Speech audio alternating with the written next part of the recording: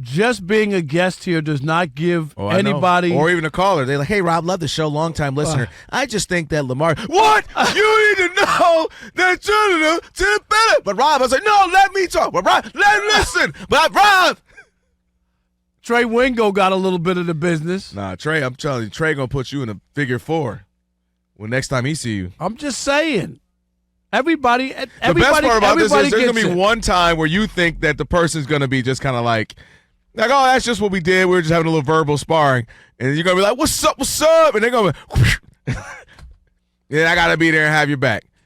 Hey, like, you're going to be like, what's up, Trey? After 30 years, I ain't getting none of that. You ain't never got Marcus Hayes? No. Well, I got players coming at me and for something I wrote or a column. Yeah. But ain't nobody. What was the scariest one where you were like, oh, this might get real? I wouldn't say I was never really afraid, but it did. Lou Piniella, who was the manager of the Cincinnati Reds. Lou was 6'2" or 3. Mm-hmm. He had big, volatile, exactly, fiery, all that. And I wrote a column. His players weren't happy about it. Wrote a column. He comes. We're in St. Louis on a Sunday. Quiet. Everybody's getting dressed at their locker in the clubhouse. He runs out of his office. Get your effing blah, blah, blah, blah, blah in my office right now. The whole place goes silent. Stops. Can you imagine the players oh, wow. Shoot. There was my moment of truth. I tell the story to all my journalism students because I want them to understand there's your moment where somebody's going to push you or try to take you down a peg or put you in your place or make you walk on eggshells or have other people think less of you. Mm-hmm. All the players at their locker, what's Rob going to do? Yeah. Is he going to back down to Lou or is he going to stand up to Lou? Right. I turned around. He was screaming, screaming. I turned around, looked him dead in the face, touched my clothes, and I said, do I have a red uniform on? I don't work for you. You're not my boss. If you want to have a conversation, we can have a conversation, but I ain't going nowhere. Right. I'm not going to your office. You're not my boss. He calmed down, apologized. All right, can we go? Can we talk? Whatever. Man, let me tell you, we yelled at each other in his office. Finally got it out, right? Yep. And the type of man, I tell a story because I also want you to know that Lou didn't like the story. His players were complaining about him. The headline was like Sweet Lou, which was his nickname. Sweet Lou turned sour. Players weren't having fun playing for him. This is after they won the World Series. But I'll tell you this. 2 or 3 weeks later, in front of, because, he did this in public in front of everybody. In front of everybody in the Cincinnati media, he says, you know what? Guys, I want to say something. You know that column that Rob wrote about 3 weeks ago? He's right. I got to change my style. Nah, that's a big man. That's big, yeah. Because he could have said something to me. He could have just made the changes without admitting it in public. But he said that to me. And that gave me so much fuel and energy and to know that doing the right thing, even if you might have to deal with that, is always the best way. Because even Lou saw that wasn't me talking. The players didn't put their name to it, but they weren't having fun. And it affected him. And players told me, privately after that whole incident, they were like, dude, I got so much respect for you. Because you didn't hide, you wrote what you had to write, you stood up to him, blah, blah, blah. And that's what I try to teach my journalism students. If you write something or say something about somebody and you can't face them, then you shouldn't write it or you shouldn't say it. Mm-hmm. I respect you know what that. I mean? No, I respect that. You can't. I can't say what I say and then walk in and then be afraid that someone's going to step to me or whatever, or I don't want to show up for 2 weeks because I'm afraid they're going to say something. Can't do it. But the thing is, you led me right to the conversation of Mahomes and the Chiefs are the new America's team, and there's some data that backs that up. Historically, we know the modern era, it's been, or even longer than that, but it's been the Dallas Cowboys from how well they played in the 70s. They became America's team.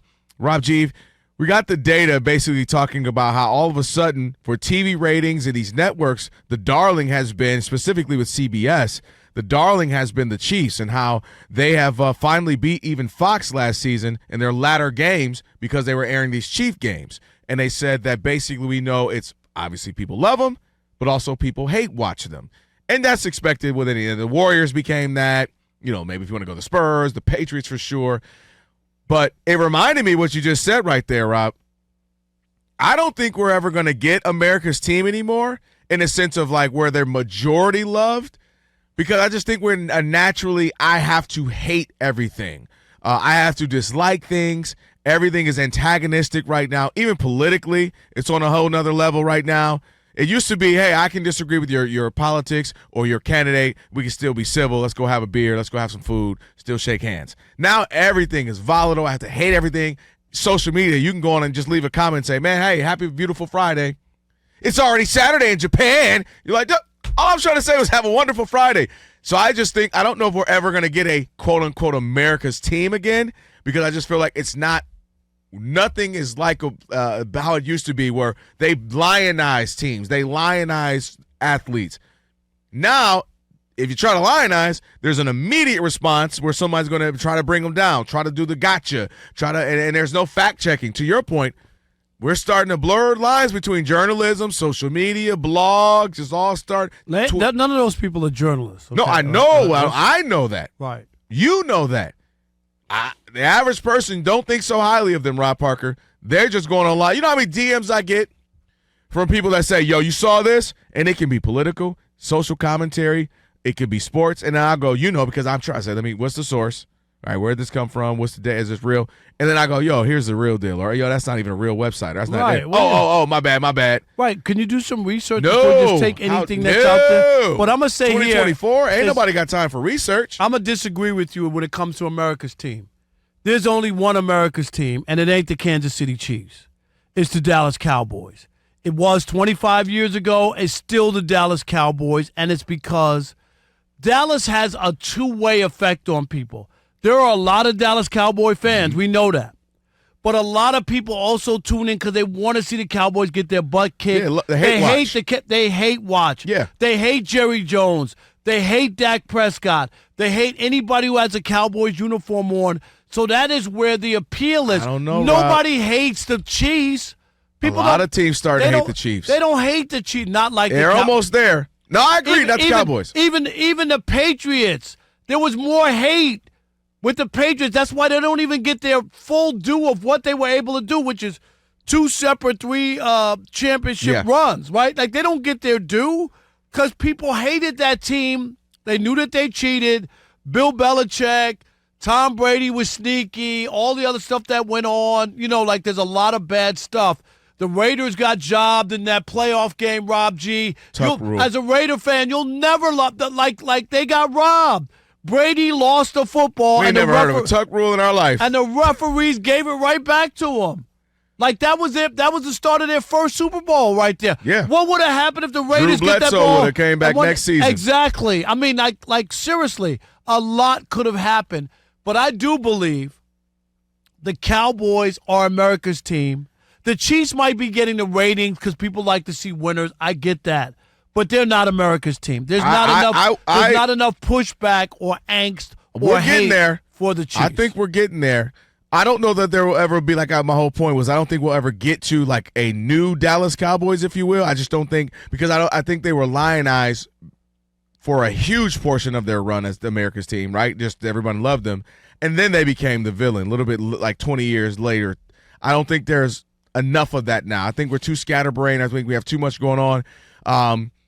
But it happens. You can become the villain if you win too much. We saw the Patriots. We saw the Warriors, the most likable guys. Nobody hates Patrick Mahomes. I just don't see It's not just him. It's him, but it's his brother. Remember, his brother became so annoying on Twitter. Yeah, well, he's annoying. That's my point. It becomes him. But it's not Patrick Mahomes. It becomes the winning, though. It becomes the win. They win too much. It becomes Travis Kelce and Taylor Swift. They can't even admit. Who did you say you're the most, the celebrity you hate the most now? Well, because we got to see her a million times. That's how it starts. It starts with other things. My point is, there's nobody. They won't even admit or acknowledge that Patrick Mahomes is struggling. Like you can't even get analysts on television. They cannot even acknowledge that he's not playing well. By the way, seriously, it's think, unbelievable, and that's what I'm saying. I think the hate for the Cowboys, Rob G, tell me your thoughts. Just tell me if you feel me on this. I think the hate for the Cowboys is less about the actual Cowboys as much as us, the media, who talk about the Cowboys. I think they hate that I got to hear about the Cowboys all the time, less than they actually hate. Nah, but they hate Lamb. Jerry Jones and what he stands for. No, I think Dubs. I think it's a vicious cycle, and part of it feeds into why they're America's team, because when they're good, we talk about them. When they're bad, we talk about them. If and when this Chiefs dynasty folds up, people are not going to be checking for the Chiefs like that anymore. No, because they went 50 Cowboys years. are always going to be the a team Cowboys that and the talk about. Knicks drive me crazy. They're the Knicks most are another irrelevant. Like nobody. The Knicks get big prime The Knicks time haven't games. won anything They since haven't won 1973. Was it Since when, Rob G? When's the last time the Knicks won? Since the Louisiana Purchase. Thank you. And it makes no sense. They get big games or they'll get these marquee. It's like, and obviously this year they have high expectations, but up until the last season or two, the Knicks have been either mid at best. Okay, solid. Yet the Knicks every year, they got all these big games. Christmas game, everybody's the Knicks. Man, the Knicks ain't did nothing. They remind me of the Cowboys. We always got to talk about them, play the greatest hits, talk, but they don't deserve that. So I don't know. We'll see if there's another America's team. You might be right that it maybe. I think that the Steelers had a shot maybe. But I just don't think we'll ever be able to get there again because I don't think the love will be high enough, and I don't think the hate. I think our attention span won't be there. We just go from team to team, whoever's high. I don't think we focus enough to hate them. And the media has just decided we are all going to agree on the Cowboys. Like we have decided we won't move on. Well, that's just lazy on the most part. Yeah. It is. 877-99 on Fox. Are the Chiefs the new America's team of the NFL? We'll continue that conversation next with you. It's the Lions. It is the Odd Couple.